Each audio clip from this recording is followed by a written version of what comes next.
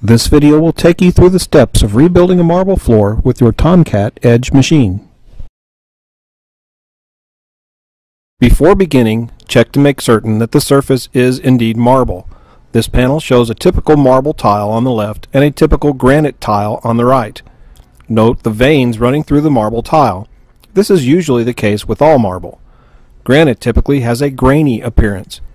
There are variations of both, however, so make certain to double check. To start, assemble all the items at the site where you are working. You will need a Tomcat Edge machine outfitted with 7 large plate weights and a solution tank, a set of 30 through 800 grit resin diamonds that are broken in, a wet vac with a good working squeegee tool or auto scrubber, a 25-pound bucket of marble paste, at least 7 thin white driver pads, and an easy applicator or other mop with extra mop heads. It may be easier and faster for you to place or mount your diamonds on the white driver pad prior to starting the process, dedicating one pad for each grit. There are 4 bars for each grit to complete the set. Place 2 along the long sides as shown in this photo. Place the black side pointing toward the center of the pad. This will make removal of the diamonds easier while preserving the Velcro. Tomcat recommends unplugging the motor before placing the diamonds on the grip face. Remove the blue or red spacer pad from the grip face, pulling the pad diagonally. Next, place the white driver pad with the 30 grit diamonds onto the grip face as shown here. Make sure to center the pad on the grip face. When completed, plug in the motor. This slide shows the floor prior to scratching. For demonstration purposes, we ran the 30 grit diamonds just a few seconds to simulate poor surface conditions. Note in this slide how aggressive the diamonds are and how quickly they can scratch the floor. Diamonds are designed to scratch the surface and eventually make the surface uniform, while the visibility of the scratches reduces with each grit. Now that you're ready, add water to the surface and begin using the 30 grit diamonds. You will need to make 2 passes in one direction and 1 pass in the other. A pass is defined as going north and south in the same path and east and west in the same path. Switch directions between each path to ensure uniform surface preparation. You should expect to cover up to 750 square feet per hour with these diamonds.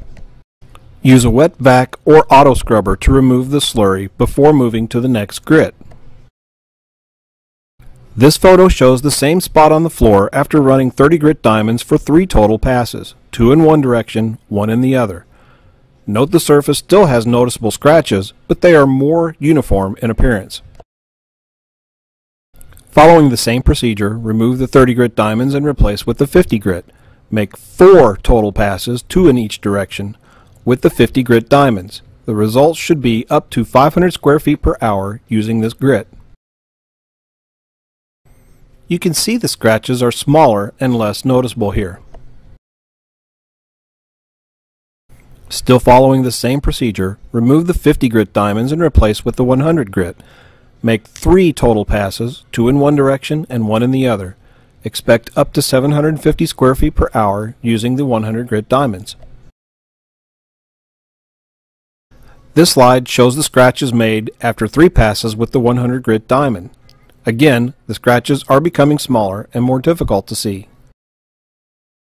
Using the same procedure as the other grits, move to the 200, 400, and 800 grit diamonds. Each of these grits require just 2 total passes, 1 in each direction. The speed should pick up as you can expect to cover anywhere from 800 to 1200 square feet per hour with each of these grits. When moving up to the next level of grits, you will notice less slurry. The diamonds are still working, however they are beginning to smooth out the scratches. The result is less material being removed than with the lower grits. When you complete the 800 grit, thoroughly rinse the surface to remove all slurry and prep for the marble paste. Check your surface to see if all scratches have been removed.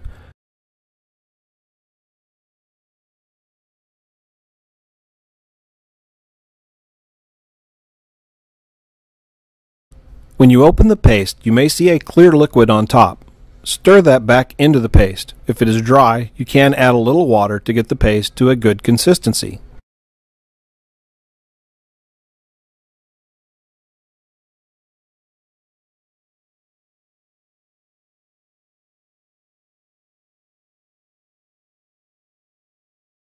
As you can see in this overhead video, the paste is actually applied directly to the white driver pad. Spread the paste liberally over the pad, covering most of the surface. When the surface of the pad is covered, flip the pad over so that the paste is on the floor. Press firmly on the pad to evenly distribute the paste. Next, ease the machine onto the pad, making certain the pad is centered on the grip face. When completed, you're ready to begin polishing. A minimum of 3 passes should be made with the paste, and the paste should be on the surface for at least 4 to 5 minutes to obtain maximum results. When the 3rd pass is completed, take a clean, damp cloth and clean off a spot on the surface. You should see an immediate pop of polish. If not, make 2 more passes and then repeat with the cloth. Once you see the shine, thoroughly rinse the surface in wet vac. You may need to rinse several times to remove all the paste and residue. And then step back to see the shine. Notice all the scratches are gone, and the results speak for themselves.